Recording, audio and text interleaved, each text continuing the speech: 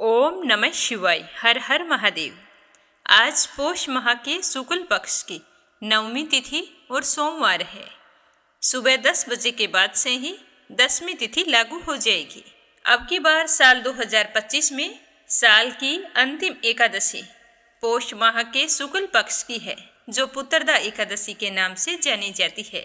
तो पोष पुत्रदा एकादशी का व्रत 30 दिसंबर मंगलवार को रखा जाएगा, क्योंकि पोष माह के शुक्ल पक्ष की एकादशी तिथि 30 दिसंबर बुधवार को सुबह 7:50 पर शुरू होगी और एकादशी तिथि का समापन होगा 31 दिसंबर बुधवार को सुबह 5 बजे। तो व्रत रखने की सही तारीख 30 दिसंबर मंगलवार है और व्रत का पारण किया जाएगा 31 दिसंबर को सुबह 6:37 से सुबह 8:37 तक। यह एकादशी संतान प्राप्ति के लिए बहुत ही महत्वपूर्ण मानी जाती है। इस दिन भगवान श्री हरि विष्णु की पूजा करने और व्रत रखने से जातक की सभी मनोकामनाएं पूर्ण होती है। तो ये थी छोटी सी जानकारी। अब शुभारंभ करते हैं आज की कथा का। हमेशा की तरह सबसे पहले गणेश जी महाराज की कथा। बोलो गणेश गजानन की जय हो। एक गांव था जिसमें एक सेठ जी अपने परिवार के साथ रहा करते थे। सेठ जी का गांव के पास ही शहर में बहुत बड़ा कारोबार था। सेठ जी गणेश जी के परम भगत थे। वे पूरी श्रद्धा और विश्वास के साथ नियमित रूप से गणेश जी की पूजा किया करते थे। तो गणेश जी की कृपा से सेठ जी के घर में अन्न धन के भंडार सदैव भरे रहते थे। उनके जीवन में किसी भी प्रकार की कोई कमी नहीं थी। नित्य प्रतिदिन वो नियम से नदी पर स्नान करने जाते और आकर गणेश जी की पूजा करते, उन्हें भोग लगाते। गणेश जी की पूजा करने के बाद ही स्वयं भोजन किया करते थे। ये उनका रोजाना का नियम था। पर यह बात सेठानी जी को बिल्कुल भी अच्छी नहीं लगती थी। वो धार्मिक नहीं थी और ना ही भगवान में विश्वास रखती थी। सेठ जी को रोजाना ऐसा करने के लिए मना किया करती थी, लेकिन सेठ जी सेठानी की बात पर ध्यान नहीं देते थे। एक दिन की बात है, सेठानी सोचने लगी कि ये गणेश जी को इतना मानते हैं और कहते हैं कि सब कुछ गणेश जी भगवान ने दिया है और हमेशा इनकी पूजा करते हैं। पत्थर की पूजा करने से कुछ नहीं होता है। आज मैं गणेश जी को यहाँ से उठा लेती हूँ, फिर देखती हूँ कि वो गणेश जी की पूजा कैसे करेंगे और बिना पूजा किए कितने दिन भूखे रहेंगे। तो यह सोचकर सेठानी दूसरे दिन जब सेठ जी नदी पर स्नान करने के लिए जाते हैं तो पीछे से गणेश जी की मूर्ति को उठा लेती है और बगीचे में ले जाकर जमीन में दबा देती है। जब सेठ जी नदी पर से स्नान करके आते हैं तो देखते हैं कि मंदिर में गणेश जी की मूर्ति नहीं है। तो वो सेठानी से पूछते हैं कि गणेश जी की मूर्ति कहाँ गई, मंदिर में तो है नहीं। तो सेठानी बोली कि मुझे नहीं मालूम, आपको पता है कि मेरी इन सब चीज़ों में कोई रुचि नहीं है। तो सेठ जी परेशान होकर सारे घर में गणेश जी की मूर्ति को ढूंढने लगे, पर उन्हें मूर्ति नहीं मिली। सेठानी ने कहा कि आप भोजन कर लो और काम पर जाओ। तो सेठ जी ने कहा कि आज तक मैंने कभी भी गणेश जी को भोग लगाए बिना भोजन नहीं किया है, तो आज भी नहीं करूँगा। सेठ जी ने अन्न जल त्याग दिया और मन ही मन गणेश जी का स्मरण करने लगे। कहने लगे कि प्रभु, मुझे लगता है कि आप मुझसे नाराज हो गए हैं। मेरी ही पूजा पाठ में कोई कमी रह गई थी, इसीलिए आप मुझे छोड़कर कहीं चले गए हैं। हे भगवान, अगर मुझसे कोई गलती हो गई हो तो मुझे माफ़ करो और अपनी कृपा दृष्टि मुझ पर बरसाओ और मुझे दर्शन दो। सेठ जी ने पूरा प्रण कर रखा था कि जब तक मुझे गणेश जी दर्शन नहीं देंगे तब तक मैं अन्न जल ग्रहण नहीं करूँगा। तो इसी तरह पूरा दिन निकल गया। रात्रि में सेठ जी गणेश जी का स्मरण करते हुए सो गए। तो सेठ जी की सच्ची भक्ति से गणेश जी भगवान प्रसन्न हो गए और सेठ जी को सोए हुए नींद में दिखाई देने लगा जैसे गणेश जी भगवान एक चूहे के साथ खेल रहे हैं और चूहे को खाने के लिए लड्डू देते हैं। तो वह चूहा लड्डू लेकर उछलता कूदता हुआ बगीचे में चला जाता है और वहां जाकर जमीन को खोदने लगता है। वहीं पर वो लड्डू डाल देता है। तो अचानक से सेठ जी की नींद खुल जाती है। तो वो सोचने लगते हैं कि मुझे इस तरह का सपना क्यों आया। फिर खड़े होकर बगीचे में चले जाते हैं और उसी जगह को जाकर खोदते हैं जिस जगह को अपने सपने में चूहे को लड्डू दबाते हुए देखा था। तो जैसे ही थोड़ी सी मिट्टी हटाई तो हटाते ही एक कपड़े के अंदर लपेटे हुए गणेश जी महाराज की मूर्ति मिल गई। तो यह देखकर सेठ जी बहुत ही प्रसन्न हुए और मूर्ति को लाकर नहला धुलाकर मंदिर में विराजमान कर दिया और पूजा पाठ करने लगे। घंटी की आवाज़ सुनकर सेठानी की नींद खुल गई तो वह उठकर आई कि सेठ जी को क्या हो गया है जो इस तरह रात में ही घंटी बजा रहे हैं। तो सेठानी उठकर मंदिर में आकर देखती है तो गणेश जी की मूर्ति वहाँ पर विराजमान थी और सेठ जी पूजा पाठ कर रहे थे। तो यह देखकर सेठानी को बड़ी ही हैरानी होती है और वह हाथ जोड़कर सेठ जी से माफ़ी मांगती है और गणेश जी को छिपाने वाली सारी बात सेठ जी को बता देती है। तो सेठ जी कहते हैं कि अब तो तुम्हें विश्वास हो गया होगा कि यह सब कुछ गणेश जी भगवान ने दिया है। तो सेठानी शर्मिंदा होते हुए कहती है कि मुझसे बहुत बड़ी गलती हो गई। आज के बाद मैं भी तुम्हारे साथ रोजाना नियम से गणेश जी भगवान की पूजा किया करूँगी। उसी दिन से सेठ और सेठानी प्रेम पूर्वक पूरे श्रद्धा भाव से गणेश जी भगवान की पूजा करने लगे। हे गणेश जी भगवान, जैसे आपने अपना आशीर्वाद सेठ जी पर बनाए रखा उसी तरह सभी पर बनाए रखना। जो भी आपकी पूजा पाठ करके इस कथा को सुने उसकी सारी मनोकामनाएं पूर्ण करना। बोलो गणेश जी भगवान की जय हो। अब अपने सुनते हैं भगवान श्री हरि विष्णु और भोले शंकर की कथा। बोलो लक्ष्मीपति नारायण की जय हो, शिव गौरी की जय हो। एक बार भगवान नारायण बैकुंठ लोक में सोए हुए थे और लक्ष्मी जी उनके पैर दबा रही थी।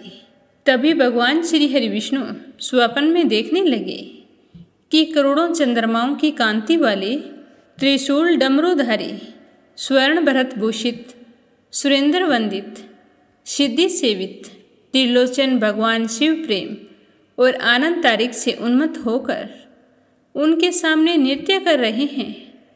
तो उन्हें इस तरह से नृत्य करता हुआ देखकर विष्णु जी तो खुशी से गदगद हो उठे और अचानक ही नींद में से उठकर बैठ गए। कुछ देर तक ध्यान लगाई बैठे रहे तो लक्ष्मी जी उन्हें इस तरह बैठा देखकर पूछने लगी कि हे भगवान, आप इस तरह अचानक से उठकर बैठ क्यों गए हैं और क्या सोच रहे हैं, क्या बात हुई। तो लक्ष्मी जी की बात सुनकर विष्णु जी ने कोई जवाब नहीं दिया। मन ही मन बहुत ही खुश हो रहे थे और ध्यान लगाकर बैठे थे। कुछ देर बाद हर्षित होते हुए आंख खोलकर लक्ष्मी जी की तरफ देखा और फिर कहने लगे कि देवी, मैंने अभी स्वप्न में भगवान श्री महेश्वर के दर्शन किए हैं। उनकी ऐसी अद्भुत छवि मैंने आज तक नहीं देखी।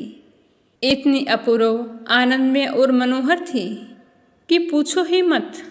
मेरा तो मन कर रहा था कि बस उन्हें ही देखता जाऊं। तभी तो मैं अचानक नींद से जागने के बाद फिर से ध्यान लगाकर बैठ गया। हे लक्ष्मी जी, मुझे तो लग रहा है कि शिव जी ने हमें याद किया है और हमें कैलाश पर्वत पर चलकर महादेव के दर्शन करने चाहिए। तो लक्ष्मी जी कहने लगी कि ये तो बहुत अच्छी बात है, जल्दी से हमें कैलाश पर्वत की ओर चलना चाहिए। तो इस तरह विचार करके लक्ष्मी जी और विष्णु जी कैलाश की ओर चल पड़े। भगवान शिव के दर्शन करने के लिए कैलाश मार्ग पर आधी दूरी पर गए थे कि उन्होंने देखा कि भगवान शंकर भी गौरी जी के साथ उन्हीं की ओर चले आ रहे हैं। अब तो भगवान के आनंद का कोई ठिकाना नहीं रहा। उन्हें ऐसा लग रहा था कि जैसे घर बैठे निधि मिल गई। दोनों एक दूसरे के पास आते ही बहुत ही खुश हुए, बड़े प्रेम से मिले। ऐसा लग रहा था कि प्रेम और आनंद का सागर उमड़ आया है। दोनों एक दूसरे को देखकर नेत्रों से आंसू बहाने लगे और उनका शरीर पुलकायमान हो गया। दोनों एक दूसरे से लिपट कर खड़े रहे। देवी लक्ष्मी और पार्वती जी उन्हें देखती रही। थोड़ी देर बाद दोनों एक दूसरे से हाल चाल पूछने लगे। फिर शिवजी ने पूछा कि आज तुम कैलाश की ओर कैसे आए हो। तो विष्णु जी कहने लगे कि मुझे तो रात्रि में स्वप्न आया था और मुझे लगा कि आप मुझे याद कर रहे हैं, तो मैं तो आपसे मिलने आ रहा था। तो शंकर जी कहने लगे कि मुझे भी रात्रि में इसी प्रकार का स्वप्न आया था और मैं तुम्हारे उसी रूप को देख रहा था जिस रूप में तुम अब मेरे सामने खड़े हो। तो मुझे भी लगा कि तुम मुझे याद कर रहे हो, तो हम तुमसे मिलने के लिए बैकुंठ की तरफ चल पड़े और आप हमसे मिलने के लिए कैलाश की तरफ चल पड़े।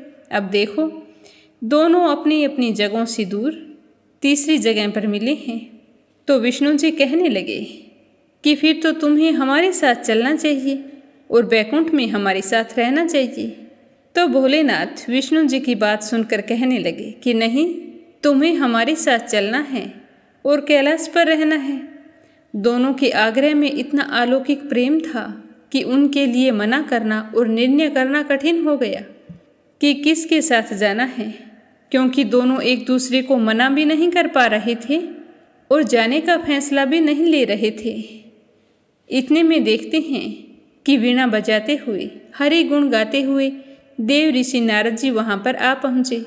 बस फिर क्या था, नारद जी को देखते ही विष्णु जी और शिव जी कहने लगे कि हे देव ऋषि नारद, तुम बहुत सही समय पर आए हो।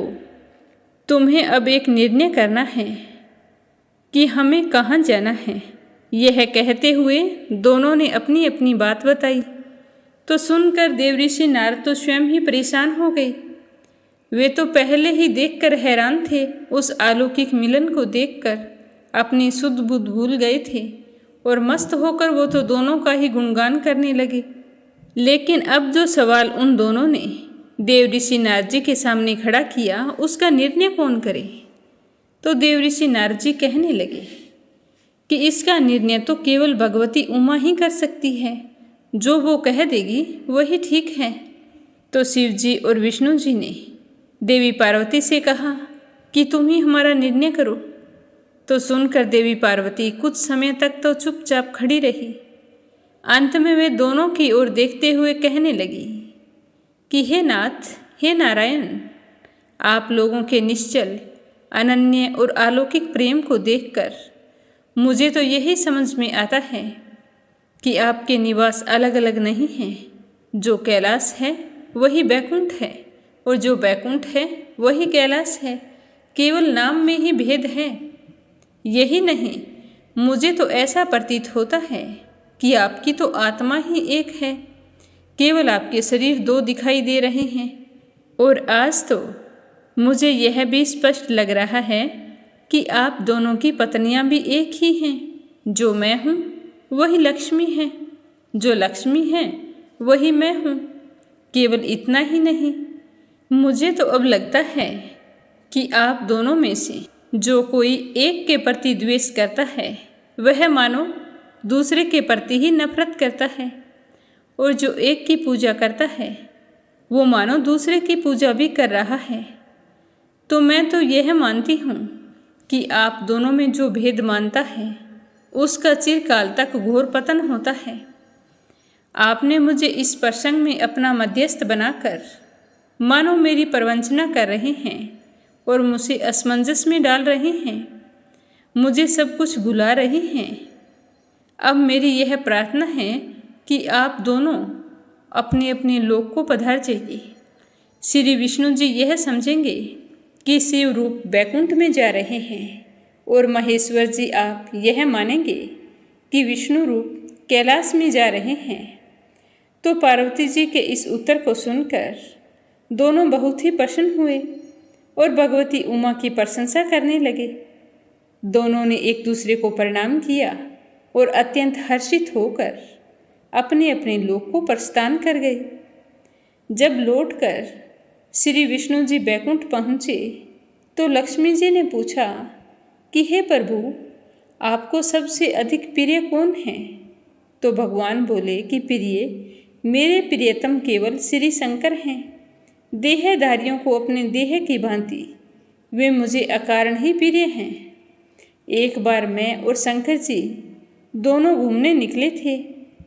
मैं अपने प्रियतम की खोज में इस आशय से निकला था कि मेरी ही तरह जो अपने प्रियतम की खोज में देश देशांतर भटक रहा होगा वही मुझे अकारण प्रिय होगा। थोड़ी देर बाद में मेरी मुलाकात श्री शंकर जी से हो गई थी। तो हम दोनों एक दूसरे से मिलकर बहुत ही प्रसन्न हुए। फिर अपने अपने मन की बात बताई।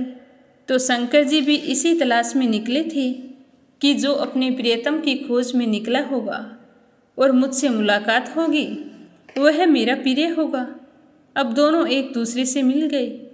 हे लक्ष्मी, मैं ही जनार्दन हूँ, मैं ही महादेव हूँ। अलग अलग दो घड़ों में रखे हुए जल की भांति मुझ में और उनमें कोई अंतर नहीं है। शंकर जी के अतिरिक्त शिव की चर्चा करने वाला शिव भक्त मुझे बहुत ही प्रिय होता है। इसके विपरीत जो मेरी पूजा करता है और शिव को नहीं बसता है वो मुझे कदापि प्रिय नहीं होता है। अतः हम दोनों की पूजा करनी चाहिए। एक की पूजा करके एक से द्वेष रखने वाला नरक का भागी होता है। देर सवेर उसका पतन ही होता है। हमारी कृपा का पात्र वो कभी नहीं बन सकता। अतः सभी को हम दोनों की पूजा करनी चाहिए। इस तरह जो शिवजी की पूजा करता है वह बैकुंठवासी विष्णु को भी स्वीकार है, और जो विष्णु जी की वंदना करता है वह त्रिपुरारी को भी मना लेता है और उनका आशीर्वाद पाकर अपने जीवन के समस्त सुखों का भोग करता है। बोलो विष्णु जी की जय हो, भोले शंकर की जय हो। अब अपने सुनते हैं दशा माता की कहानी। बोलो दशा माता की जय हो। एक समय की बात है कि एक राजा के दो रानियां थी।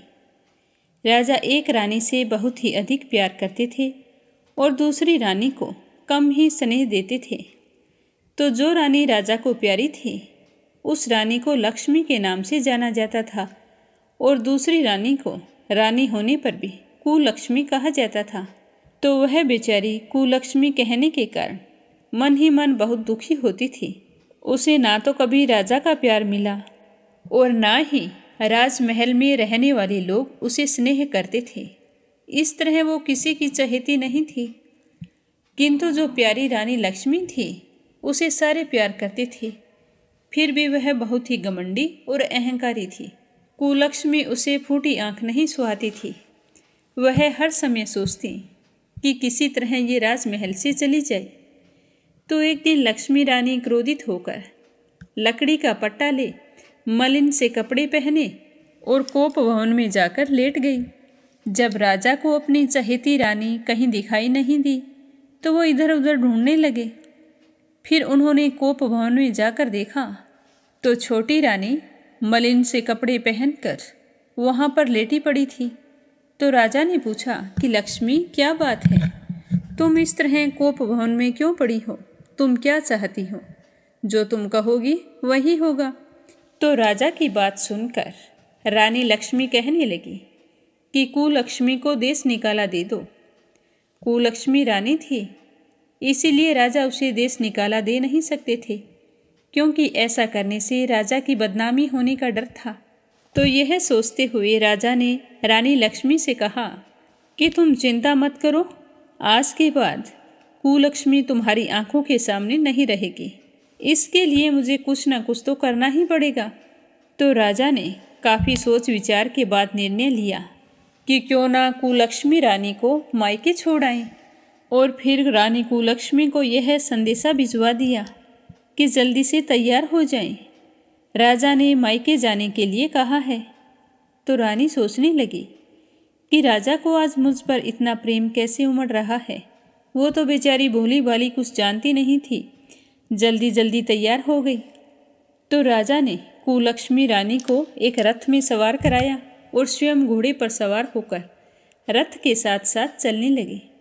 एक बीहड़ जंगल में पहुंचकर राजा ने रथ रुकवाया और सारथी से कहा कि तुम मेरे साथ घोड़े पर बैठ जाओ। और रानी को उसी जंगल में छोड़कर राजा उस सारथी को लेकर घोड़े पर चढ़कर अपने महल की ओर चलने लगे। तो रानी कुलक्ष्मी कहने लगी कि महाराज, आप कहाँ जा रहे हैं?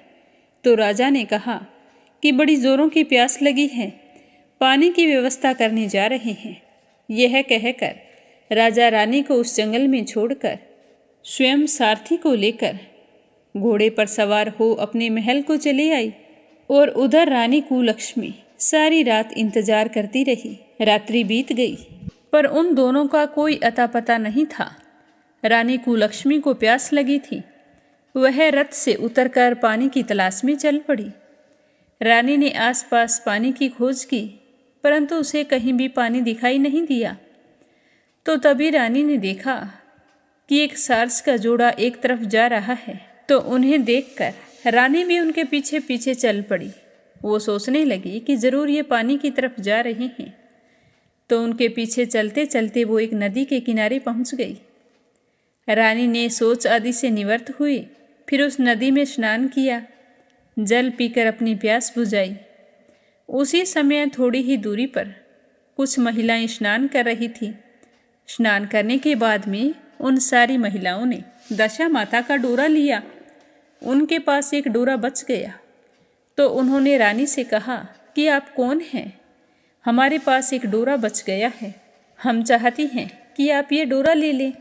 तो रानी ने कहा कि ये किस चीज़ का डोरा है, मैं तो जानती भी नहीं। तो उन महिलाओं ने रानी कुलक्ष्मी को दशा माता के व्रत की सारी विधि, महत्व और फायदे बता दिए। तो रानी सुनकर बहुत ही खुश हुई और डोरा लेकर अपने रथ में आकर बैठ गई। दशा माता ने रानी की परीक्षा लेने के लिए एक बुढ़िया का वेश धारण किया और उसके रथ के पास आ गई। वह रानी से कहने लगी कि बेटी, तुम इस जंगल में बैठी क्या कर रही हो? तो उस बुढ़िया की आवाज़ सुनकर रानी ने कहा कि पहले तुम बताओ, तुम कौन हो? तो बुढ़िया ने कहा कि मैं तो तुम्हारी मौसी हूँ। तब रानी उसके गले लगकर रोने लगी और फिर रोते रोते अपनी सारी विपदा भरी कहानी उस बूढ़ी माई को सुना दी और फिर कहा कि मौसी, अब मेरा सहारा केवल तुम ही हो। तुम चाहो तो मेरी रक्षा कर सकती हो, अगर ना चाहो तो तुम भी मुझे इस जंगल में अकेला छोड़कर जा सकती हो। तो दशा माता की कृपा से वहाँ थोड़ी ही दूरी पर माया का नगर बस गया। रानी के भाई भाभी आदि सारा मायका वहाँ पर प्रकट हो गया। तो यह देखकर रानी बहुत ही खुश हुई और अपनी भाभियों के साथ 9 दिन तक दशा माता की कथा कहानी सुनी और बड़े ही श्रद्धा भाव से पूजा पाठ की। 10वें दिन डोरे की पूजा होनी थी। उस दिन सवेरे उठकर दशा माता ने रानी से कहा कि बेटा, नदी में स्नान कराओ, वहाँ पर तुम्हें सोने का कलश मिलेगा। तुम उस कलश को उठा लेना और फिर वहाँ पर एक डोली तुम्हें लेने आएंगी। पर भूल कर भी यह मत पूछना कि ये डोली किसकी है, कहाँ से आई है और कहाँ जा रही है। तो रानी ने कहा कि ठीक है मौसी, जैसा तुम कहोगी मैं वैसा ही करूँगी। और फिर रानी ने जैसे बुढ़िया माई ने कहा था नदी में जाकर स्नान किया। जैसे ही स्नान करके बाहर निकली तो उसे 2 सोने के कलश नदी के किनारे दिखाई दिए और उनके पास रेशमी वस्त्र रखे थे। उन वस्त्रों को रानी ने पहन लिया। जैसे ही वो वहाँ से चलने लगी तो उसे डोली आती हुई दिखाई दी और डोली वाले का हार उसके पास आकर रुक गई। तो रानी कुलक्ष्मी तो उस डोली में बैठ गई और अपने घर पहुँच गई। घर पहुंचकर उसने माया के परिवार की सब महिलाओं सहित दशा माता के डोरे की पूजा की, सुहागिनों को भोजन करवाया। इसके बाद उसने अपने व्रत का पालन किया। अब रानी कुलक्ष्मी तो अपने पीहर में आनंद पूर्वक सबके साथ मिलकर रहने लगी। इधर कुछ समय बाद राजा को दशा माता की कृपा से रानी कुलक्ष्मी का ध्यान आया। तो राजा विचार करने लगे कि जिस दिन मैं रानी कुलक्ष्मी को जंगल में छोड़कर आया था उसका कोई समाचार नहीं मिला। मुझे चलकर देखना चाहिए कि रानी कुलक्ष्मी के क्या हाल है। तो मंत्रियों ने राजा को समझाया कि राजन, अब रानी से मिलना आपके लिए ठीक नहीं होगा। आप उनसे क्या कहेंगे कि पानी लाने का बहाना बनाकर तुम झूठ बोलकर रानी को अकेले जंगल में छोड़कर आए थे। अब ये भी पता नहीं कि रानी कुलक्ष्मी उस जंगल में है या नहीं, उनके साथ क्या हुआ होगा। तो मंत्रियों के मुंह से ये सुनकर राजा तो बेचैन हो उठे और रानी कुलक्ष्मी का पता लगाने के लिए चल पड़ी। घोड़े पर सवार होकर उसी जगह पर पहुंच गए जहां रानी को छोड़कर आए थे। तो राजा को यह देखकर बड़ा ही आश्चर्य हुआ कि उस समय वहां पर संघन वन था, परंतु अब तो यहाँ पर रमणीक बस्ती बसी हुई है। तो राजा ने वहाँ पर कुछ लोगों से पूछा कि भाई ये नगरी कौन सी है। तो लोगों ने उन्हें बताया कि यह कुलक्ष्मी का नगर है। तो यह सुनकर राजा के आश्चर्य का ठिकाना नहीं रहा। वो बार बार सोच रहे थे कि क्या यह नगरी मेरी पटरानी कुलक्ष्मी द्वारा बसाई गई है। इस तरह सोचते हुए राजा ने कुलक्ष्मी के महल के पास जाकर सूचना दी कि अमुक देश के राजा आए हैं और वो रानी से मिलना चाहते हैं। तो रानी ने राजा को पहचान कर मिलने से मना कर दिया, परंतु उसकी मौसी ने उसे समझाया कि नहीं बेटा, ऐसा नहीं करते। हमारे हिंदू धर्म में तो पति को परमेश्वर माना जाता है। तुम्हारे लिए यही उचित है कि तुम यथाशक्ति उनका आदर सत्कार करो। तो मौसी के समझाने पर रानी कुलक्ष्मी मान गई और राजा को महल में बुलाया। दोपहर को राजा को भोजन पर बुलाया गया। राजा के साथ एक नाई भी आया था। रानी राजा और नाई को भोजन कराने लगी। पहली बार रानी ने नाई की पत्तल पर भोजन परोसा तो नाई ने रानी के पैर पर एक दही का छिंटा लगा दिया, जिसका रानी को पता नहीं चला। रानी दूसरी बार पोशाक बदल कर आई। राजा मन में सोचने लगे कि यहाँ पर तो बहुत सारी रानियाँ हैं, सबकी शक्ल एक जैसी है। मैं अपनी रानी को कैसे पहचानूंगा। फिर राजा और नाई के सोने की व्यवस्था की गई। तो वहाँ आकर राजा ने नाई से कहा कि यहाँ पर तो कई रानियाँ हैं, मैं अपनी रानी को कैसे पहचानूं। तो नाई तो बड़ा चतुर था। वो कहने लगा कि रानी तो एक ही है, पर जितनी बार हमारे सामने आई पोशाक बदल कर आ रही थी। तो राजा ने नाई से कहा कि तुम्हें कैसे पता चला कि रानी एक है। तो नाई कहने लगा कि मैंने उनके पैर पर रायते का छिंटा मारा था। वो 3 बार कपड़े बदल कर हमारे सामने आई तो रानी के तीनों बार पैर पर दही का छिंटा लगा था। तो नाई की चतुराई पर राजा बहुत ही प्रसन्न हुए और फिर दूसरे दिन मौसी के समझाने पर रानी कुलक्ष्मी ने राजा को अपने महल में बुलाया और मेज पर बैठाकर खाने के लिए पान का बीड़ा दिया। पान खाकर राजा पलंग पर लेट गई। रानी उनके पैर दबाने लगी। तो यह देखकर राजा को मन ही मन बहुत ही पश्चाताप हुआ और रानी से अपने किए के लिए क्षमा मांगी और कहने लगे कि रानी, मैं चाहता हूँ कि तुम मेरे साथ राजधानी चलो। तो रानी कहने लगी कि आप मुझे किस मुंह से चलने को कह रहे हैं। आप तो मुझे जंगल में अकेला छोड़कर चले गए थे। आप तो दूसरी रानी के कहने पर मेरा परित्याग कर चुके थे। यह तो मेरे पास मौसी का दिया हुआ सब कुछ है। अगर मौसी मुझे नहीं मिलती तो ना जाने मेरा क्या हाल होता। मौसी ने ही मुझे यह सब धन वैभव दिया है, वरना आप तो मेरा सर्वनाश कर चुके थे। तो राजा मन ही मन सोच रहे थे कि मैंने रानी के साथ कितना बुरा किया था। फिर भी वो माफ़ी मांगते हुए रानी को समझाने लगे कि जो हुआ सो हुआ, अब तुम मेरे साथ चलो। अब तुम मेरी चहेती रानी बनकर रहोगी। तो रानी कहने लगी कि मैं केवल एक ही शर्त पर तुम्हारे साथ चल सकती हूँ। आप मेरी मौसी से वरदान मांगेंगे कि यह नगरी आपकी राजधानी के पास पहुँचा दे, जिससे जब मेरा मन चाहे मैं आपके पास रहूं और जब आपका जी चाहे मुझे निकाल दें तो मैं मौसी के दिए हुए महल में चली जाऊं, क्योंकि मेरी मौसी बड़ी दयालु है। मुझे विश्वास है कि वो हमारी बात जरूर मान जाएगी। तो राजा ने कहा कि मुझे और शर्मिंदा मत करो। अब ऐसा समय कभी नहीं आएगा जब मैं तुम्हें महल से निकाल दूं। तो यह सुनकर रानी कुलक्ष्मी बहुत ही प्रसन्न हुई और मन ही मन दशा माता का धन्यवाद करने लगी और फिर मौसी से जाकर कहा कि मौसी, मैं राजा के साथ जाना चाहती हूँ। तो यह सुनकर मौसी अपने असली स्वरूप में आ गई और कहने लगी कि बेटी, मैं दशा माता हूँ और मेरे पूजा पाठ और व्रत के कारण ही तुम्हारा खोया हुआ मान सम्मान आज तुम्हें वापस मिल गया है। तो मौसी की सच्चाई जानकर रानी कुलक्ष्मी उनके चरणों में गिर गई और कहने लगी कि माँ, आप इतने दिनों तक मेरे साथ रही और मैंने आपको पहचाना भी नहीं। अब आप भी मेरे साथ राजमहल में चलो। तो दशा माता कहने लगी कि नहीं बेटा, मैं कहीं के यहाँ नहीं रुकती। तुम हर साल मेरा व्रत और पूजा करना, जिससे तुम्हारी बुरी दशा हमेशा के लिए दूर हो जाएगी। अब तुम खुशी से राजा के साथ जाओ और अपने सुखों का भोग करो। फिर राजा रानी कुलक्ष्मी को लेकर अपने महल लौट आए और वहां आकर लक्ष्मी को देश निकाला दे दिया। जब रानी कुलक्ष्मी से दशा माता के व्रत का फल जाना तो पूरे शहर में ढिंडोरा पिटवाया कि सारी प्रजा दशा माता की पूजा करें और व्रत रखें। अब रानी कुलक्ष्मी दशा माता का व्रत और पूजा पाठ करने लगी।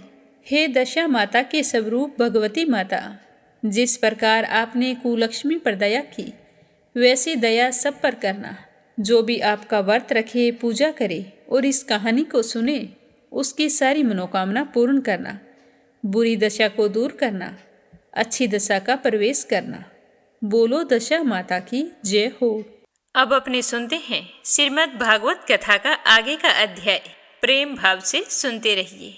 बोलो श्री हरि विष्णु भगवान के अनंत स्वरूपों की जय हो। मैत्रेय जी कहते हैं कि हे विदुर जी, भगवान बोले शंकर देवी सती को दक्ष प्रजापति के यहाँ जाने से मना करके फिर मौन हो गए। देवी सती भी चुप हो गई। फिर देवी सती कभी बंधुजनों को देखने की इच्छा से बाहर आती और कभी सोचती कि भगवान शंकर रुष्ट न हो जाए, तो इसी शंका से वापस लौट आती। लेकिन वह कोई भी फैसला करने में असमर्थ थी। इस दुविधा के कारण वह बहुत ही चिंतित हो गई कि क्या अपने पिता के यहाँ जाऊं या भगवान बोले शंकर की बात मान लूं। अब वो भगवान शंकर की बात तो मान लेती, लेकिन बंधुजनों से मिलने की उसकी बड़ी इच्छा हो रही थी, तो अपनी इच्छा में बाधा पड़ने से वो बड़ी अनमनी हो गई, क्योंकि वह शंकर जी की आज्ञा के बिना जाना नहीं चाहती थी। अपने सब जनों को याद करके स्नेहवश उनका हृदय भर आया और वे आंखों में आंसू भरकर अत्यंत व्याकुल हो गई। फिर जोर जोर से रोने लगी। उनका शरीर थर थर कांपने लगा और फिर वे भगवान शंकर की ओर इस प्रकार रोषपूर्ण दृष्टि से देखने लगी कि मानो उसे भस्म कर देगी। शोक और क्रोध ने उनके चित्त को बिल्कुल बेचैन कर दिया था। उन्हें सही गलत कुछ भी दिखाई नहीं दे रहा था और स्त्री स्वभाव के कारण उनकी बुद्धि मूढ़ हो गई थी। और जिन भगवान शंकर ने प्रेमवश उन्हें अपना आधा अंग तक दे दिया था, उन सत्पुरुषों के प्रिय भगवान शंकर को भी छोड़कर वे लंबी लंबी सांसें लेती हुई अपने माता पिता के घर की ओर चल दी। भगवान शंकर ये देखकर सोच रहे थे कि अगर मैंने देवी सती को दक्ष प्रजापति के यहाँ जाने से रोक दिया या फिर जाने दिया, तो दोनों ही अवस्थाओं में सती के प्राण त्याग की संभावना है, क्योंकि मैंने इन्हें रोका तो भी ये अपने प्राण त्याग देगी, और अगर मैंने जाने दिया तो वहाँ के अपमान को यह सहन नहीं कर पाएगी। अब देखा कि सती तो अकेली ही रोती हुई जा रही है, तो श्री महादेव जी के मणिमान एवं मद आदि हजारों सेवक भगवान के वाहन वृषराज को आगे करके तथा और भी अनेकों पार्षद और यक्षों को साथ लिया और बड़ी तेजी से सती के पीछे पीछे चल पड़े। उन्होंने सती को बैल पर सवार कराया तथा मैना, पक्षी, गेंद, तर्पण और कमल आदि खेल की सामग्री, सफेद छत्तर, चंवर और माला आदि राज चिन्ह तथा दुंदुबी, शंख और बांसुरी आदि गाने बजाने के सामानों से सुसज्जित होकर वे उनके साथ चल पड़े। उसके बाद सती अपने समस्त सेवकों के साथ दक्ष की यज्ञशाला में पहुंच गई। वहां वेद ध्वनि करते हुए ब्राह्मणों में परस्पर होड़ लगी हुई थी कि सबसे ऊंचे स्वर में कौन बोल रहा है। सब ओर ब्रह्म ऋषि और देवता विराजमान थे। जहां तहां मिट्टी, काठ, लोहे, सोने, डाब और चरम के पात्र रखे हुए थे। और वहां सती को आया देखकर दक्ष प्रजापति के क्रोध का कोई भी ठिकाना नहीं रहा। उन्होंने सती की खूब अवहेलना की और कहा कि सती, देख तू तेरी बहनों को देख, कितने सुंदर सुंदर वस्त्र और आभूषण पहनकर आई है, और एक अपनी ओर देख, मात्र बाघ का बागंबर पहन रखा है। उस मूढ़मती के पास जो भूतों का देवता है, तुम्हें देने के लिए उसके पास है ही क्या? तो इस तरह दक्ष प्रजापति की ऊंची आवाज को सुनकर वहां बैठे सारे लोग भयभीत हो गए। अब दक्ष की माता और बहनों के सिवा कोई भी मनुष्य ने सती का कोई भी आदर सत्कार नहीं किया। अवश्य ही उनकी माता और बहनें बहुत प्रसन्न हुई। वे प्रेम से गदगद होकर सती को आदरपूर्वक गले से लगाया, किंतु देवी सती अपने पिता से अपमानित होने के कारण बहुत ही दुखी हो गई थी।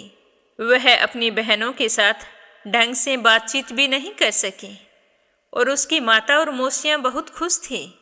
उन्होंने सम्मानपूर्वक उसे खूब उपहार और सुंदर सुंदर वस्त्र और बैठने के लिए आसन दिया, लेकिन देवी सती ने उसे स्वीकार नहीं किया। तो इस तरह सर्वलोकेश्वरी देवी सती का यज्ञ मंडप में तो अनादर हुआ ही था, लेकिन उन्होंने उस समय वहाँ यह भी देखा कि उस यज्ञ में भगवान शंकर के लिए कोई भाग नहीं दिया गया है और पिता दक्ष उनका बड़ा अपमान कर रहा है।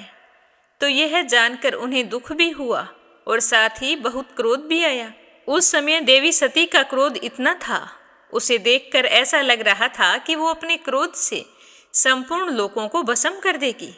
और उधर दक्ष प्रजापति को कर्म मार्ग के अभ्यास से बहुत ही अधिक घमंड हो गया था। उसे शिवजी से द्वेष करते देखकर जब सती के साथ आए हुए भूत उसे मारने के लिए उद्यत हुए, तो देवी सती ने उन्हें अपने तेज से रोक दिया और सब लोगों को सुनाकर पिता की निंदा करती हुई क्रोध से लड़खड़ाती हुई वाणी में कहने लगी कि हे पिताश्री, भगवान शंकर से बड़ा तो संसार में कोई भी नहीं है। वे तो सभी देहधारियों के प्रिय आत्मा हैं। उनका ना तो कोई प्रिय है न अप्रिय है, अतः उनका किसी भी प्राणी से कोई वैर नहीं है। वे तो सबके लिए कारण एवं सर्वरूप हैं। आपके सिवा और ऐसा कौन है जो उनसे विरोध करेगा? आप जैसे लोग दूसरों के गुणों में भी दोष ही देखते रहते हैं, किंतु कोई साधु पुरुष ऐसा है जो इसका साहस कर सकता है। मुझे तो ऐसा कोई साधु पुरुष दिखाई नहीं देता जो भगवान भोलेनाथ के खिलाफ जाए। जो लोग दोष देखने की बात तो अलग रही, दूसरों के थोड़े से गुण को भी बड़े रूप में देखना चाहते हैं, वही सबसे श्रेष्ठ है। लेकिन खेद है कि आपने ऐसे महापुरुषों पर भी दोषारोपण किया है। जो दुष्ट मनुष्य इस सब रूप जड़ शरीर को ही आत्मा मानते हैं, वे यदि ईर्ष्यावश सर्वदा ही महापुरुषों की निंदा करें तो यह कोई आश्चर्य की बात नहीं होगी, क्योंकि जो महापुरुष होते हैं वो इन ओछी चेष्टा पर ध्यान नहीं देते, परंतु उनके चरणों की धूल होती है। वो इनके अपराध को कभी भी सहन नहीं कर पाती और अपमान करने वाले का तेज नष्ट कर देती है। अतः महापुरुषों की निंदा जैसा जघन्य कार्य उन दुष्ट पुरुषों को ही शोभा देता है जो शिवजी की महिमा को नहीं जान पाते हैं। जिनका शिव यह 2 अक्षर का नाम प्रसंगवश एक बार भी मुख से निकल जाए तो मनुष्य के सारे पाप उसी समय नष्ट कर देता है। जिनकी आज्ञा का कोई उल्लंघन नहीं कर सकता, उन्हीं पवित्र कीर्ति मंगलमय भगवान शंकर से आप द्वेष करते हैं। अवश्य ही आप ही अमंगल रूप हैं। अरे महापुरुषों के मन मधुकर ब्रह्मानंदमय रस का पान करने की इच्छा से जिनके चरण कमलों का निरंतर सेवन किया करते हैं और जिनके चरणारविंद सकाम पुरुषों को उनके अभीष्ट भोग भी देते हैं, उन विश्व बंधु भगवान शिवजी से आप वैर रखते हैं। वे केवल नाम मात्र के शिव हैं। उनका वेश ऐशिव रूप अमंगल रूप है। इस बात को आपके सिवा दूसरे कोई देवता नहीं जानते, क्योंकि जो भगवान शिव शमशान भूमिस्थ नरमुंडों की माला, सीता की भस्मी और हड्डियां पहने जटा बिखेरे भूत पिशाचों के साथ शमशान में निवास करते हैं, उन्हीं के चरणों पर से गिरे हुए निर्माल्य को ब्रह्मा आदि देवता अपने सिर पर धारण करते हैं। यदि निर्कुंश लोग धर्म मर्यादा की रक्षा करने वाले अपने पूजनीय स्वामी की निंदा करें तो अपने में उसे दंड देने की शक्ति ना होने पर कान बंद करके वहां से चला जाए, और यदि शक्ति हो तो बलपूर्वक पकड़कर उस बकवास करने वाली अमंगल रूप दुष्ट जीवा को काट डाले। इस पाप को रोकने के लिए स्वयं अपने प्राण तक दे दे, यही धर्म है।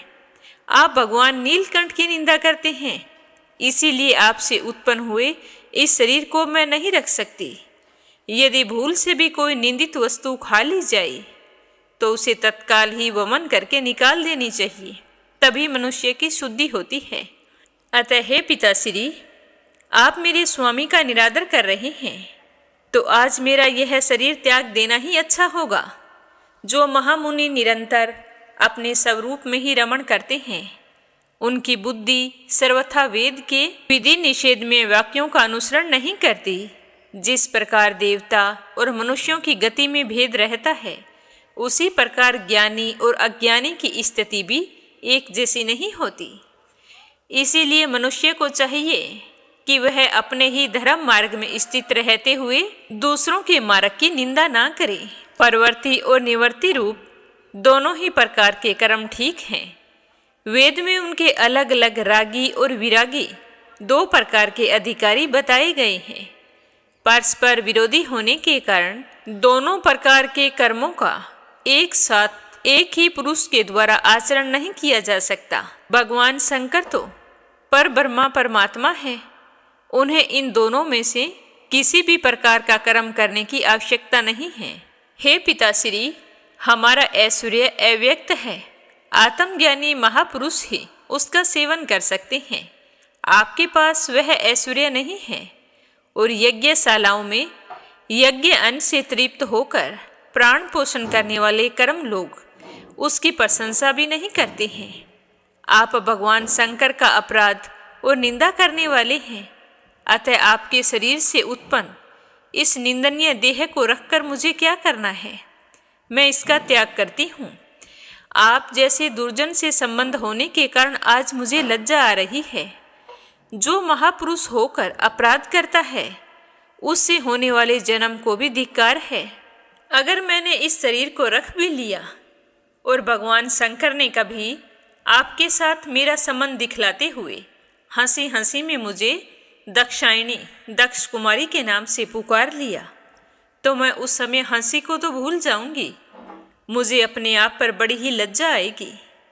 इससे अच्छा है कि उससे पहले ही मैं आपके अंग से उत्पन्न हुए इस सब तुल्य शरीर को त्याग दूं। इस तरह बताते हुए श्री मैत्रेय जी कहने लगे कि हे विदुर जी, उस यज्ञ मंडप में दक्ष से इस प्रकार कहकर देवी सती मौन होकर उत्तर दिशा में भूमि पर बैठ गई। उन्होंने आचमन करके पीला वस्त्र ओढ़ लिया तथा आंखें मूंदकर शरीर छोड़ने के लिए वे योग मार्ग में स्थित हो गई। उन्होंने आसन को स्थिर करके प्राणायाम द्वारा प्राण और अपान को एक रूप करके नाभि चक्र में स्थित किया। फिर उदान वायु को नाभि चक्र के ऊपर उठाकर धीरे धीरे बुद्धि के साथ हृदय में स्थापित किया। इसके पश्चात अनिंदिता सती उस हृदय स्थित वायु को कंठ मार्ग से बरकुटियों के बीच में ले गई। और इस प्रकार जिस शरीर को महापुरुषों के भी पूजनीय भगवान शंकर ने कई बार बड़े आदर से अपनी गोद में बैठाया था, उसी शरीर को देवी सती ने त्यागने का निश्चय कर लिया। और त्यागने की इच्छा से सती ने अपने संपूर्ण अंगों में वायु और अग्नि धारण की। फिर अपने पति जगत गुरु भगवान शंकर के चरण कमल मकरंद का चिंतन करते करते सती ने सब ध्यान भुला दिए। उन्हें चरणों के अतिरिक्त कुछ भी दिखाई नहीं दिया। इससे वे सर्वथा निर्दोष अर्थात मैं दक्ष कन्या हूँ ऐसे अभिमान से मुक्त हो गई और तुरंत ही उनका शरीर योग अग्नि से जल उठा। उस समय वहां आए हुए देवता आदि ने सती के देह त्यागने का यह महान चरित्र देखा तो वे सारे के सारे हाहाकार करने लगे। भयंकर कोलाहल मच गया। उनका कोलाहल इतना भयंकर था कि आकाश में और पाताल में सभी जगह फैल गया। सब और वही सुनाई दे रहा था कि हाय, दक्ष के दुर्व्यवहार से कुपित होकर देवादिदेव महादेव की प्रिय सती ने अपने प्राण त्याग दिए। देखो, सारे चराचर जीव इस दक्ष प्रजापति की ही संतान हैं, फिर भी इसने कैसी भारी दुष्टता की है। इसकी पुत्री शुद्ध हृदय वाली सती सदा ही मान पाने के योग्य थी, किंतु आज उसके पिता ने ही उसका अपमान कर दिया और सती इस अपमान को सहन नहीं कर पाई और उसने अपने प्राण त्याग दिए। दक्ष प्रजापति ने भगवान शंकर का अपमान करके अच्छा नहीं किया। दक्ष प्रजापति तो बड़ा ही असहिष्णु और ब्राह्मण द्रोही है। अब इसकी संसार में बड़ी अपकीर्ति होगी। जब इसकी पुत्री सती इसके अपराध से प्राण त्यागने को तैयार हुई, तब भी शंकर द्रोही ने उसे रोका नहीं। शंकर के साथ वैर भाव को याद रखा और अपनी बेटी के मोह को भूल गया। धिक्कार है ऐसे बाप पर। इस तरह ना जाने क्या क्या बातें हो रही थी। जब लोग ऐसा कह रहे थे, उसी समय शिवजी के पार्षद सती का यह अद्भुत प्राण त्याग देखा तो हैरान हो उठे और अस्त्र शस्त्र लेकर दक्ष को मारने के लिए उद्यत हुए। उनके इस तरह आक्रमण का वेग देखकर भगवान भृगु यज्ञ में विघ्न डालने वालों का नाश करने के लिए अपहतम रक्ष्य इत्यादि मंत्र का उच्चारण करते हुए दक्षिण अग्नि में आहुति दी। जो ही भृगु जी ने आहुति छोड़ी तो यज्ञ कुंड से श्रुभु नाम की हजारों तेजस्वी देवता प्रकट हो गए। इन्होंने अपनी तपस्या के प्रभाव से चंद्रलोक को प्राप्त किया था। उन ब्रह्म तेज संपन्न देवताओं ने जलती हुई लकड़ियों से आक्रमण किया तो समस्त गुहाग और परमथगण डर के मारे इधर उधर भाग गए।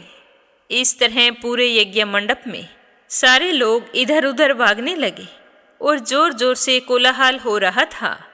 सती की माँ और बहनें भी करुण विलाप कर रही थी। इस तरह वहाँ का दृश्य हृदय कंपा देने वाला था। इससे आगे क्या हुआ यह अपने सुनेंगे कल की कथा में। प्रेम भाव से सुनने के लिए आप सभी का बहुत बहुत धन्यवाद। बोलो विष्णु जी की जय हो। अगली कहानी अपने सुनेंगे लड्डू गोपाल की। प्रेम से बोलो लड्डू गोपाल की जय हो। एक समय की बात है कि एक गांव में दो वृद्ध स्त्रियां रहती थी। दोनों का इस जगत में कोई नहीं था। वे दोनों ही एक दूसरे का सहारा बनकर बड़े ही प्रेम भाव से रहती थी। हालांकि दोनों के धर्म अलग अलग थे, लेकिन विचार दोनों के एक ही थे। उनमें से एक महिला हिंदू धर्म की थी और दूसरी जैन धर्म की थी। दोनों अपने अपने धर्म के हिसाब से प्रभु की आराधना किया करती थी। जो हिंदू धर्म की महिला थी, उसने अपने घर के मंदिर में श्री कृष्ण भगवान के बाल स्वरूप लड्डू गोपाल को बड़े ही प्रेम भाव से विराजमान किया हुआ था और वह प्रतिदिन उन्हें एक बालक की भांति नहला धुलाकर सुंदर वस्त्र आभूषण आदि पहनाकर तैयार करती थी और फिर पहले माखन मिश्री का भोग लगाती। उसके बाद जो भी स्वयं भोजन करती पहले लड्डू गोपाल को खिलाती। वह बुढ़िया लड्डू गोपाल को अपने बालक के समान ही मानती थी। इसीलिए जब भी कहीं बाहर जाती तो उसके लिए फल खिलौने आदि चीजें लेकर आती और प्रेम पूर्वक उनको भोग लगाती, खेलने के लिए खिलौने देती। इसी तरह वे दोनों महिलाएं एक दूसरे के परस्पर सहयोग से अपना सुखी जीवन व्यतीत कर रही थी। जब वे दोनों पूजा पाठ और सारे कामों से मुक्त हो जाती तो बचे हुए समय में एक दूसरे के साथ सुख दुख की बातें किया करती थी। दोनों का ऐसे ही समय बीत रहा था। एक समय की बात है कि सावन का महीना चल रहा था। हिंदू महिला ने तीर्थ यात्रा पर जाने का मन बनाया तो उसने अपनी अति प्रिय जैन धर्म की महिला से कहा कि बहन तुम भी मेरे साथ चलो। तो वो कहने लगी कि नहीं बहन, मैं थोड़ी अस्वस्थ रहती हूँ। वृद्धावस्था अधिक होने के कारण मैं ज़्यादा चल फिर नहीं सकती, इसीलिए तुम चली जाओ। अगर मुझे साथ लेकर जाओगी तो मुझसे तो ज़्यादा चला फिरा नहीं जाएगा, इससे तुम्हें ही परेशानी होगी और मेरे कारण तुम्हें तीर्थ यात्रा में विघ्न रहेगा। कोई बात नहीं, तुम खुशी से जाओ। तो हिंदू महिला उदास मन से तीर्थ यात्रा पर अकेले ही जाने के लिए तैयार हो गई। जाते वक्त उसने अपनी जैन महिला से कहा कि बहन, मैं 1 महीने के लिए तीर्थ यात्रा पर जा रही हूँ। अगर तुम मेरे साथ चलती तो मैं लड्डू गोपाल को साथ ले चलती, पर अब तुम जब घर पर हो तो मैं उसे तुम्हारे सहारे छोड़कर जा रही हूँ। तुम लड्डू गोपाल का अच्छे से ध्यान रखना और एक बालक की भांति स्नेह देना और उसे कभी भी परेशान ना होने देना। प्रतिदिन स्नान आदि कराकर सुंदर वस्त्र आभूषण पहनाकर भोग लगाना। उस जैन महिला ने सब बातें सुनी और फिर कहा कि हाँ सखी, तुम चिंता मुक्त होकर जाओ, मैं तुम्हारे लड्डू गोपाल का भली भांति ध्यान रखूंगी। तो हिंदू महिला अपनी सखी की बात सुनकर बहुत ही खुश हुई और संतुष्ट होकर तीर्थ यात्रा को चली गई। और जैन महिला ने सारा काम संभाल लिया और दूसरे दिन सुबह जल्दी उठी। बड़े उत्साह और उमंग के साथ पहले खुद स्नान किया और फिर लड्डू गोपाल के स्नान की तैयारी करने लगी। और जैसे ही वो लड्डू गोपाल को स्नान करा रही थी तो उस महिला की नज़र लड्डू गोपाल के पाँव की तरफ पड़ी। तो वह तो हैरान हो गई क्योंकि उनके पैर मुड़े हुए थे। तो जैन धर्म की महिला को लगा कि मेरी वजह से उनके पाँव टेढ़े हो गए हैं। तो यह सोचकर वो बड़ी ही परेशान हुई। उसे पता नहीं था कि लड्डू गोपाल ऐसे ही होते हैं, क्योंकि जब भी वो अपनी सखी के पास आती और लड्डू गोपाल को देखती थी तो उस समय लड्डू गोपाल वस्त्रों और आभूषणों से सजा हुआ होता था। तो उसे इस बात का पता नहीं था कि लड्डू गोपाल घुटनों के बल बैठे हुए हैं, उनका बाल स्वरूप ऐसा ही है। वो तो सोच सोचकर बस परेशान हो रही थी। सोच रही थी कि मेरी सखी जब लौट कर आएगी तो मैं उससे क्या कहूँगी। उसने इतने विश्वास के साथ मुझे जिम्मेदारी सौंपी थी और मैंने लड्डू गोपाल की देखभाल सही से नहीं की। तो यह सोचकर वह तो चिंता में बैठी रही। तभी उसे याद आया कि उसकी सखी ने कहा था कि लड्डू गोपाल सिर्फ एक प्रतिमा नहीं है बल्कि जीवित होते हैं। बस फिर क्या था, उसने निश्चय किया कि दिन प्रतिदिन उनके पैरों की मालिश करेगी, जिससे उनके टेढ़े पांव सही हो जाएंगे। अब वो तो रोजाना दिन में कई बार लड्डू गोपाल की मालिश करने लगी। और जैसा कि श्री कृष्ण भगवान का स्वभाव है, वो तो इतने कृपालु और दया निदान है, तो वो उस वृद्ध महिला की इस नादान भक्ति से वशीभूत होकर उन्होंने अपनी अपार कृपा लुटा दी।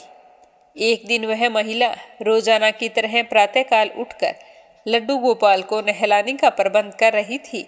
तो उसकी नज़र पैरों की तरफ पड़ी तो देखा कि लड्डू गोपाल के पैर ठीक हो गए हैं। तो यह सब देखकर वह महिला खुशी से फूली नहीं समाई और ये सारा वृतांत सुनाने के लिए अपनी सखी का बड़ी ही बेसब्री से इंतजार करने लगी। 1 महीना पूरा हुआ तो हिंदू धर्म की महिला तीर्थ यात्रा पूर्ण करके वापिस आई। सबसे पहले वो अपने लड्डू गोपाल के दर्शनों को लालायित थी, तो सबसे पहले लड्डू गोपाल के पास गई। जैसे ही उसने लड्डू गोपाल को देखा तो उसे बड़ी ही हैरानी हुई। उसने देखा कि लड्डू गोपाल तो खड़े थे। तो वह सोचने लगी कि शायद ये मेरा लड्डू गोपाल नहीं है। तो वह जल्दी से अपनी सखी के पास गई और पूछने लगी कि बहन, मैं तुम्हें लड्डू गोपाल देकर गई थी, वो कहाँ है? और जो लड्डू गोपाल हैं वो कहाँ से आए हैं? तो उसकी सखी ने सारा वृतांत उसे कह सुनाया।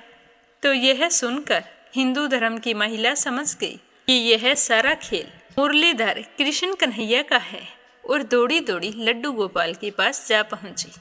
उनके चरणों में गिरकर कहने लगी कि मेरे कन्हैया, मेरे मुरलीधर, आपकी दया की कोई प्रकाष्ठा नहीं है, आपकी कृपा का कोई सानी नहीं है। फिर वह दौड़ी दौड़ी अपनी सहेली के पास आई और कहने लगी कि हे सखी, तू धन्य है, तुझ पर श्री कृष्ण की ऐसी कृपा हुई जो कोई कभी सोच भी नहीं सकता।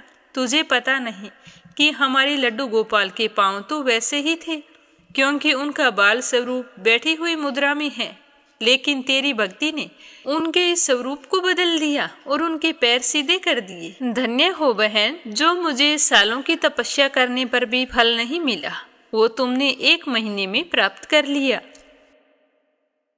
अब आपने सुनते हैं लप्सी और तपसी की कहानी। बोलो लप्सी तपसी की जय हो। बहुत पुराने समय की बात है।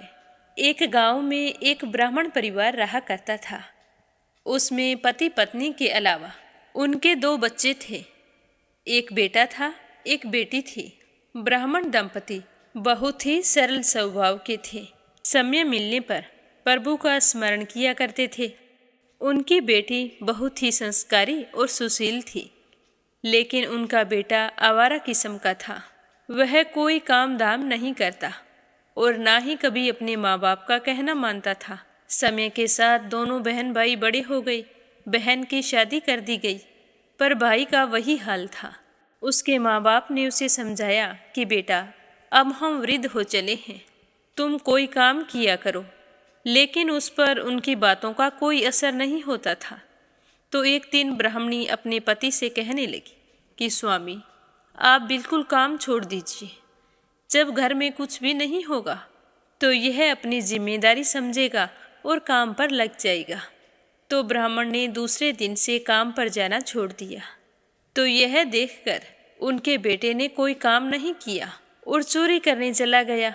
आते जाते राहगीरों को लूट लेता और उसी से अपने घर का गुजारा किया करता था। तो उसकी लूटने और चोरी करने की आदत से सारे गांव वाले उसे लपसी कहने लगे। तो लपसी की इस हरकत से उसके माँ बाप बहुत ही दुखी रहते थे, पर वह किसी की सुनने के लिए तैयार नहीं था। इसी तरह समय बीतता गया। एक दिन की बात है कि लपसी एक पीपल के पेड़ पर बैठा था। तभी शिव पार्वती जा रहे थे। पार्वती माता गहनों से लदी हुई थी।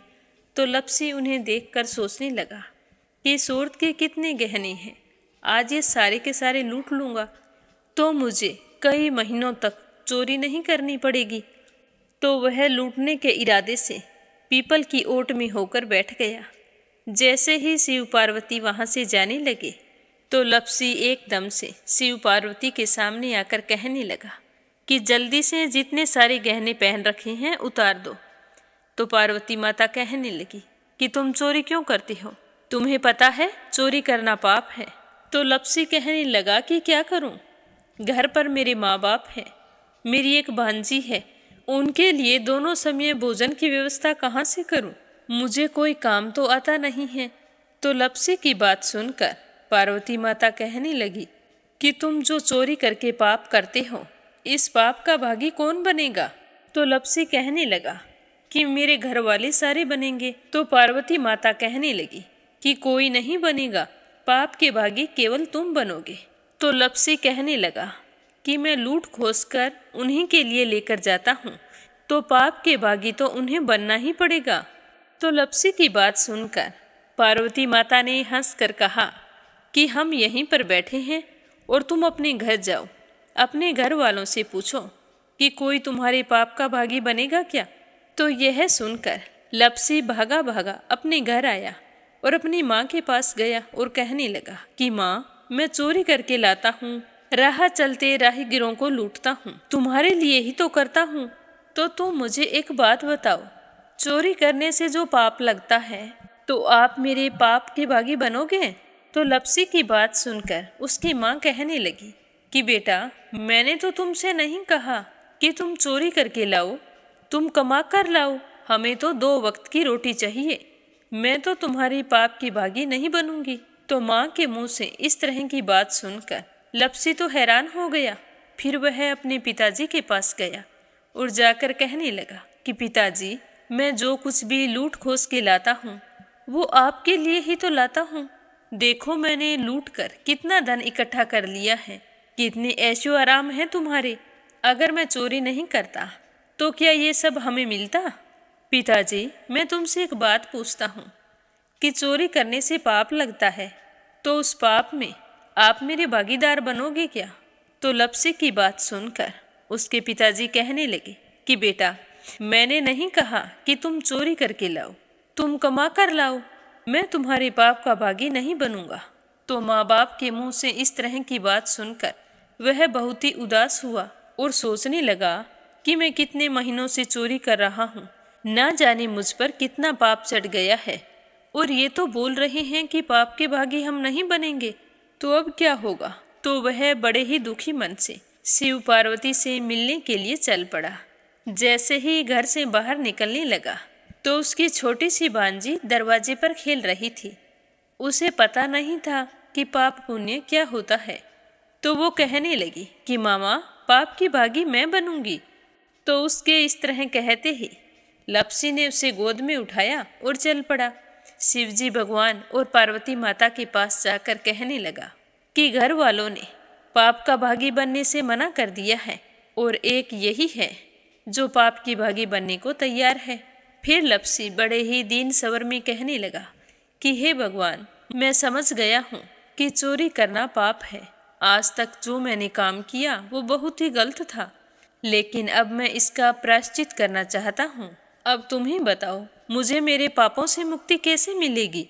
तो उसकी बात सुनकर शिव पार्वती बहुत ही खुश हुए और लपसी को कच्चे सूत का एक छोटा सा गोला देते हुए कहा कि लपसी, ये सूत लो और इस पीपल के चारों ओर परिक्रमा लगाओ। जब यह सूत समाप्त हो जाएगा तब तुम्हारे सारे पाप नष्ट हो जाएंगे। तो यह सुनकर लपसी बहुत ही खुश हुआ। सोचने लगा कि छोटा सा गोला है, अभी लपेटकर घर चला जाऊंगा, उसके बाद में कभी कोई पाप नहीं करूंगा। फिर उसने अपनी बांजी को कंधे पर बैठाया और पीपल की परिक्रमा लगानी शुरू कर दी। अब भगवान का वह सूत खत्म कहाँ होने वाला था। लपसी चक्कर लगाता गया पर वह सूत खत्म नहीं हुआ। चक्कर लगाते लगाते 1 महीने, 6 महीने, साल, पूरे 12 साल बीत गए पर वह सूत खत्म नहीं हुआ। 12 साल बाद एक बार फिर शिव पार्वती जी वहाँ से गुजर रहे थे तो पार्वती माता ने कहा कि स्वामी, चलो लपसी को चलकर देखते हैं। तो शिवजी कहने लगे, वो चोरी करने वाला, लूटने वाला कब का चला गया होगा? तो पार्वती माता कहने लगी कि नहीं स्वामी, चलकर देखने में क्या जाता है, चलो एक बार देखते हैं। तो शिव पार्वती जी जैसे ही पीपल वृक्ष के पास आए तो देखा कि लपसी तो अब भी चक्कर लगा रहा है। वहाँ चारों ओर गहरी खाई हो गई है और लपसी की बड़ी बड़ी दाढ़ी, मूंछें, नाखून बढ़ गए हैं। तो यह देखकर पार्वती माता ने कहा कि देखो स्वामी, आप तो कह रहे थे कि वो कब का ही चला गया, देखो इसके मन में सच्ची भक्ति है। तो पार्वती की बात सुनकर शिवजी ने कहा कि चलो अभी देख लेता हूँ। तो यह कहकर शिवजी ने एक सोने का कड़ा लपसी के आगे फेंक दिया। तो लपसी ने झट से उसके ऊपर पैर कर लिया। फिर अचानक से उसका ध्यान शिव पार्वती जी की ओर गया तो वो हाथ जोड़कर कहने लगा कि भगवान, अब तो मेरे पाप समाप्त हो गए होंगे, आप मुझे यहाँ से जाने की आज्ञा दीजिए। आपका यह सूत अभी तक खत्म नहीं हुआ है। तो शिवजी भगवान ने कहा कि तुम्हारे पाप कर्म भी अभी तक पूरे नहीं हुए हैं। तो शिवजी की बात सुनकर लपसी कहने लगा कि भगवान, मुझे पूरे 12 वर्ष हो गए हैं आपकी भक्ति करते करते, और अब भी आप मुझ पर शक कर रहे हैं। तो शिवजी ने कहा कि अपना पैर उठाओ। तो जैसे ही लपसी ने अपना पैर उठाया तो उसके पैर के नीचे सोने का कड़ा था। तो यह देखकर लपसी शर्मिंदा हो गया और कहने लगा कि प्रभु, गलती हो गई, मुझे माफ़ करो, आगे से मैं ऐसी गलती कभी नहीं करूँगा। तो शिवजी कहने लगे कि नहीं लपसी, तुम्हारा पाप ऐसे पूरा नहीं हो सकता।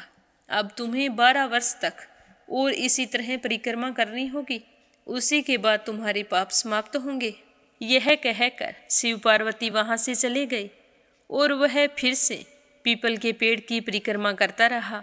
करते करते 12 साल बीत गए। 12 साल बाद में शिव पार्वती जी वहाँ पर आए तो उन्होंने देखा कि आज भी वो वहीं पर चक्कर लगा रहा है। तो शिवजी ने फिर उसके सामने सोने की अंगूठी फेंकी पर उसने कोई ध्यान नहीं दिया। तो शिवजी भगवान प्रसन्न होकर कहने लगे कि हे लपसी, आज से तुम मेरी तपस्या करके तपसी बन गए हो। मैं तुम्हें वरदान देता हूँ कि तुम अपने जीवन में सारे सुखों को प्राप्त करेगा। और तूने 24 बरस तक मेरी भक्ति की है, इसका फल भी तुझे अवश्य मिलेगा। जो भी औरत गाय और कुत्ते की रोटी नहीं बनाएगी, उसका पुण्य फल तुम्हें मिलेगा। आंगन लीप कर दहलीज नहीं लीपेगी तो उसका पुण्य फल भी तुझे ही मिलेगा। अगर हमारे घर की बहन बेटी को हम सूट, तीवल या साड़ी भेंट स्वरूप देते हैं तो साथ में मोली का धागा और कुछ रुपये नहीं देंगे तो उसका पुण्य फल भी तुम्हें ही मिलेगा। अगर कोई दिए से दिया जलाएगा तो उसका पुण्य फल भी तुम्हें ही मिलेगा। अगर व्रत और पूजा पाठ में सारी कहानी सुन ले और तुम्हारी कहानी ना सुने तो उसका पुण्य फल भी तुम्हें ही मिलेगा। कहा जाता है कि तभी से सुबह पहली रोटी गाय की और सुबह की अंतिम रोटी छोटी बनाई जाती है और शाम को अंतिम रोटी बड़ी बनाई जाती है जो कुत्ते की होती है। और दिए से दिया भी नहीं जलाया जाता। और घर की बहन बेटियों को सूट और तीवल के साथ भेंट स्वरूप कुछ रुपए भी जरूर दिए जाते हैं। और उसी दिन से हर व्रत कथा के बाद में लपसी तपसी की कहानी जरूर सुनी जाती है। और कथा समाप्त होने पर कहा जाता है कि लपसी का फल लपसी को मिले, तपसी का फल तपसी को मिले।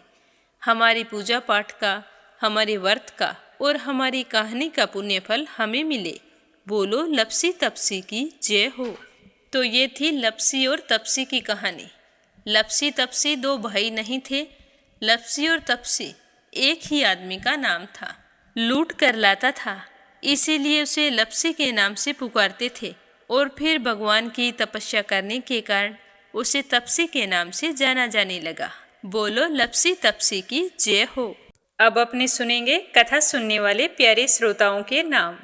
तो आज का पहला कमेंट है अपराजिता मीना श्रीवास्तव नेपाल से। दूसरा है संजय, सोनिया, हिताक्षी, दीपेश, मयंक हरियाणा से। और तीसरा है विप्लव हांजोंग असम से। कमला गुरुग्राम से। लक्ष्मी, सुमित्रा, शिवराज हीरो, सोवा शर्मा पोखरा से। आरती खैरावर अगरखर से। निर्मला सिसोदिया दिल्ली से। रवि सैनी, सीमा सैनी मलियाना से। श्यामवती, सुषमा, विष्णु, कार्तिक, पूर्वी, रूपेश, गौरी, शिवम हरियाणा से। नीमा मठपाल रामनगर से। आशा शर्मा, विष्णु, ज्योति, अंशु भीलवाड़ा से। आशा अग्रवाल, लड्डू, मोहित, अंकुर अग्रवाल आगरा से। रुक्मणी शर्मा अंबाला से।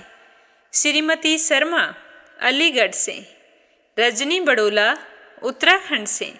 यूएन तिवारी, इंदिरा तिवारी लखनऊ से। सीमा जोशी, रवि कुमार जोशी दिल्ली से। श्रीमती यशोदा उड़ीसा से। राधा रोहिला दिल्ली से। संजना राजपूत अहमदाबाद से। उषा शर्मा राजस्थान से। सुनीता गोस्वामी, गीता गोस्वामी, पीहू गोस्वामी मेरठ से। बीना, देविका, कनिका वाशने अलीगढ़ से। सुनीता रानी मेरठ से। अनिल कुमार टिहरी करनाल से। संगीता अग्रवाल, कमला देवी अग्रवाल दुलिया महाराष्ट्र से। सुनीता पवार, कृषु पवार मध्य प्रदेश से। वंदना वर्मा इंदौर से। सरोज अग्रवाल जबलपुर से। श्रीचंद यादव गया बिहार से। शीला सिन्हा, मीरा श्रीवास्तव, ममता श्रीवास्तव, माला छम्मा, मनोज जौनपुर से। गोपाल प्रसाद अग्रवाल, श्री रमेश चंद्र अग्रवाल, श्री कृष्ण मुरारी अग्रवाल, श्रीमती फूलवती देवी, श्रीमान लाला सिंह, श्री बनवारी लाल जी अग्रवाल हाथरस से। मीरा अग्रवाल बंगाल से। दिल्ली बहादुर भंडारी, सरिता भंडारी, नम्रता भंडारी, सूरज भंडारी नेपाल से। शोभा कुंवर पुरोहित अहमदाबाद से। कमला देवी भीलवाड़ा से।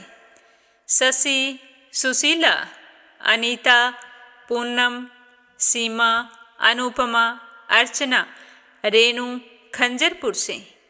नंदा पांडुरंग पुजारी ब्रह्मपुरी महाराष्ट्र से। इंदिरा रावत, मोहित रावत पलवल से। अनीता गुप्ता भरतपुर से। मंजू चौधरी भीलवाड़ा से। नीलम जायसवाल हैदराबाद से। रेखा धर्मेंद्र शर्मा जयपुर से। सुदेश शर्मा, बीके शर्मा लुधियाना से। सुनीता गोस्वामी, गीता गोस्वामी, खुशी गोस्वामी मेरठ से। सुमन चांदोरा जोधपुर से। निर्मला पांचाल करनाल से। अशोक कुमार जी भटनागर भोपाल मध्य प्रदेश से। कमलेश भल्ला जम्मू से। ऋतिक सोनी, निहारिका सोनी हिसार से। शांताबेन वाघेला गुजरात के मंडल से, किरण पानीपत से, उषा जांगीड़ सोजत सिटी से, चंद्रकांता दिल्ली से, नीता पाल, यधीरा पाल, तवेसा पाल, मान्या पाल, गणेश पाल, अंश पाल, पार्थ पाल, राजकुमार, नितिन, पुष्पा दिल्ली से, योगेश्वरी भटनागर राजस्थान से, पूनम यादव करेली से, सविता यादव, निहाल यादव प्रयागराज से, संजीव कंसल, कविता कंसल, हितेश कंसल, आरुष कंसल, रानी कंसल मुजफ्फरनगर से, अनीता अमृतसर से, मानवी गुप्ता, विनीता गुप्ता प्रयागराज से, श्याम सुंदर गोरखपुर से, देवी सिंह, कार्तिक, पायल, सौम्या, उमा रघुवंशी गजबा सौदा से, सिलता तिवारी कानपुर से, पूजा पाठक उत्तराखंड देहरादून कोछानी से, सावित्री ईश्वर लाल रामचंदानी गाजियाबाद से, सोनम मिश्रा, सचिन मिश्रा, राधिका मिश्रा, जानवी मिश्रा, सीता मिश्रा, गौरी मिश्रा, माधवी मिश्रा बारामकी से। एक श्रोता दुबई से हैं, इन्होंने अपना नाम नहीं बताया। रिधिमा, परमिला, सुरेश यादव धामत्री से, अंजू शर्मा सिरसा से, मंजुला कपूर पंजाब से, ललिता सरसवा गुवाहाटी से, स्मिता सीताराम गायकवाड़ महाराष्ट्र से, शशि वर्मा, अंजलि वर्मा, करण वर्मा पंजाब से। आप सभी श्रोताओं का तहे दिल से धन्यवाद जो आप अपना कीमती समय निकालकर भगवान की इन पावन कथाओं को नियम से रोजाना सुनते हैं। हर महीने में हर दिन और हर तिथि का अपना अलग अलग महत्व होता है और सारी तिथियां सभी वार अपने आप में बहुत ही महत्वपूर्ण होते हैं। तो इस दिन से जुड़ी हुई पूजा पाठ और कथाओं को हम सुनते हैं तो हमारे घर की नकारात्मकता दूर होकर सकारात्मकता का प्रवेश होता है और भगवान का आशीर्वाद हमेशा हम सब पर बना रहता है। इसीलिए हर मनुष्य को रोजाना थोड़ा सा समय निकालकर अपने इष्ट देव और कुल देव को याद करते हुए भगवान की पावन कथाओं को सुनना चाहिए। आज के लिए बस इतना ही, कल फिर मिलेंगे। तब तक के लिए ओम नमः शिवाय, हर हर महादेव।